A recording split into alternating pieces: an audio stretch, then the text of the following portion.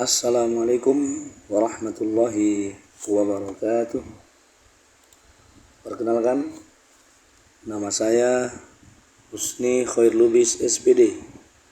Saya adalah calon guru penggerak Angkatan 10 Kabupaten Deli Serdang tahun 2024. Pada kesempatan ini saya akan menjelaskan koneksi antar materi, kesimpulan dan refleksi modul 11 Filosofi Pendidikan Nasional Pemikiran Ki Hajar Dewantara. Pada kesempatan ini adapun sistematika refleksi yang akan saya bawakan. Yang pertama yaitu kesimpulan materi, kemudian yang kedua pemahaman sebelum materi, selanjutnya pemahaman setelah materi, dan yang terakhir rencana tindak lanjut.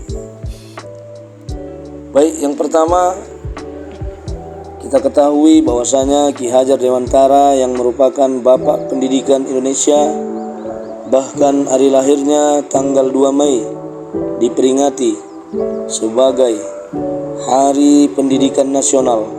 Dalam hal ini ketika hidupnya Ki Hajar Dewantara ini memiliki pemikiran yang begitu maju tentang pengembangan pendidikan di Indonesia, yang mana pemikiran KHD ini dibagi menjadi 4 tujuan.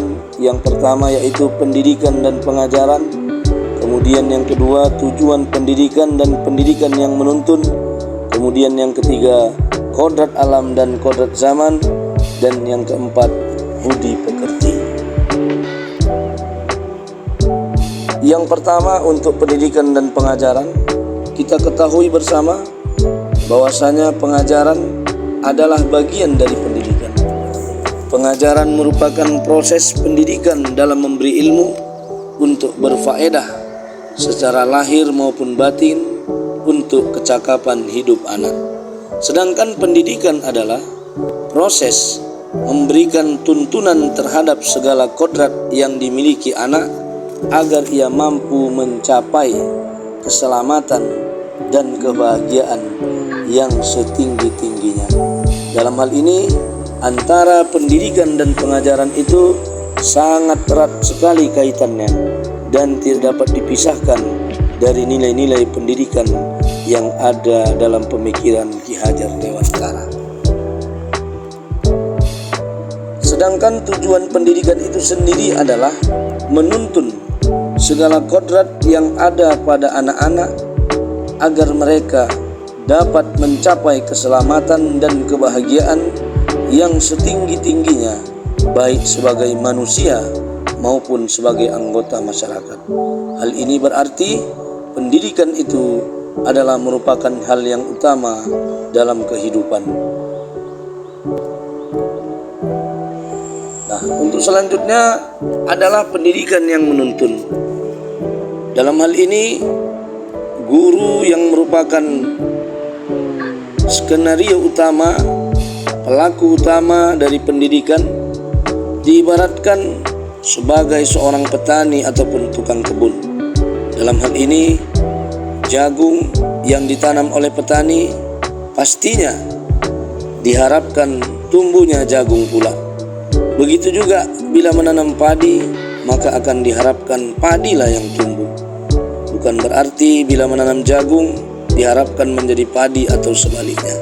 Nah, dalam hal ini guru bertugas untuk menuntun murid, mengarahkan murid, yang artinya murid itu ibarat bukan seperti kertas kosong, tapi memang kertas yang sudah ada tulisannya.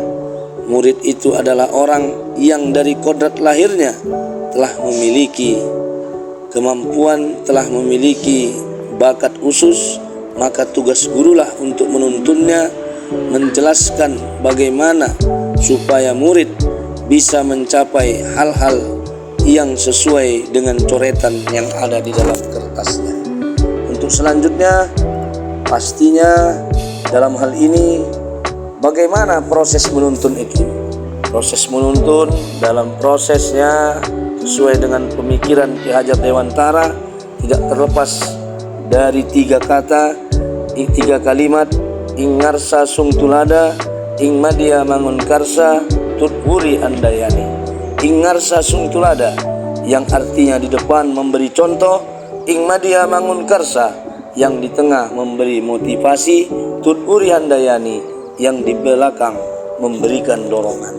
Ini berarti bahwasanya dalam pendidikan itu dibutuhkan kerjasama yang sebaik-baiknya. Tidak hanya bisa bekerja seorang diri, tetapi ketika berada di depan, maka jadilah kita menjadi contoh yang baik.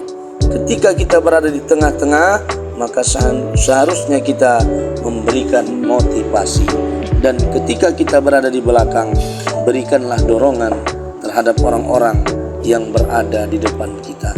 Selanjutnya, mengenai kodrat alam dan kodrat zaman dalam hal pemikiran Ki Hajar Dewantara, bahwasanya anak bukanlah tabula rasa. Anak bukan kertas kosong yang siap ditulisi apa saja. Namun, semenjak lahir, anak sudah membawa kodratnya. Kodrat apa yang dibawanya? Kodrat alam pendidikan, menyesuaikan lingkungan alam dan sosial anak. Kodrat zaman berarti pendidikan menyesuaikan zaman. Ini berarti hari ini yang menyatakan bahwasanya anak adalah kertas kosong bisa kita tepis, karena sebenarnya semenjak lahir anak itu sudah membawa kodratnya masing-masing. Maka kodrat itulah yang menjadi tugas seorang guru untuk dikembangkan, untuk diberikan tuntunan bagi anak-anak sehingga bisa mencapai kodrat yang sesuai diinginkannya. Yang sesuai juga dalam hal ini adalah sesuai dengan kodrat alam, sesuai dengan kodrat zaman. Pendidikan, mendidik anak tidak lepas sesuai dengan kodrat alam dan kodrat zaman. Ini berarti didiklah anak sesuai dengan alamnya, sesuai dengan zamannya, maka akan menghasilkan pendidikan yang baik, menghasilkan pendidikan yang menyenangkan. Pendidikan yang menghamba pada anak, jelas pendidikan dalam hal ini harus menuntun siswa dan berpihak kepada siswa itu sendiri. Yang dalam hal ini, bila ini semua kita jalankan, maka tentunya saja akan bermuara kepada budi pekerti. Yang dalam hal ini, budi pekerti itu menurut Ki Hajar Dewantara adalah bersatunya perpaduan yang harmonis antara gerak, pikiran, perasaan, dan kehendak, sehingga menimbulkan tenaga atau semangat. Bisa kita ringkat dengan cipta, rasa, karya, pekerti. Bila dalam hal ini, keempat hal ini bisa kita jalankan dengan seimbang, bisa kita jalankan dengan semangat, bisa kita jalankan dengan rasa bahagia dan sukacita, maka akan terwujudlah yang namanya keseimbang dalam kehidupan. Maka dari itu, pemahaman sebelum mempelajari materi pada awalnya, sebelum mempelajari modul 1-1 ini, saya selalu bermindset, berpikiran bahwasanya pembelajaran itu berpusat pada guru. Mengejar ketuntasan materi adalah hal yang utama. Menyamakan standar penilaian KKM bagi setiap siswa, dan materi cenderung fokus dari buku paket yang tersedia. Kemudian kurang memperhatikan latar belakang siswa dan kemampuan awalnya, yang dalam hal ini saya juga fokus pada hasil, bukan pada proses pembelajarannya. Akan tetapi setelah mempelajari modul 1-1 filosofi pemikiran Ki Hajar Dewantara, maka pemikiran saya cenderung berubah.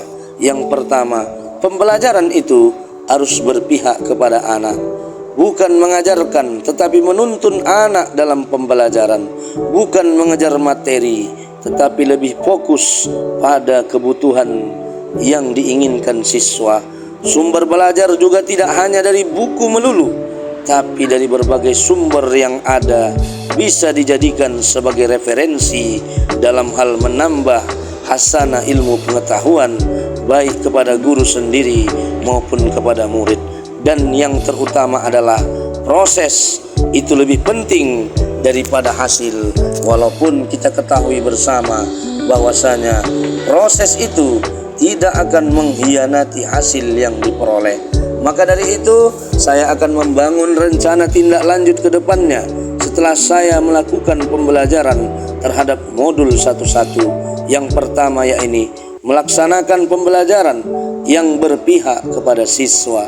Yang kedua, menerapkan sistem AMONG dalam pembelajaran.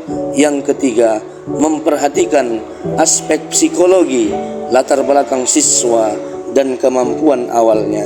Yang keempat, melaksanakan penilaian yang beragam yang mengakomodasi minat, bakat, dan keberagaman siswa.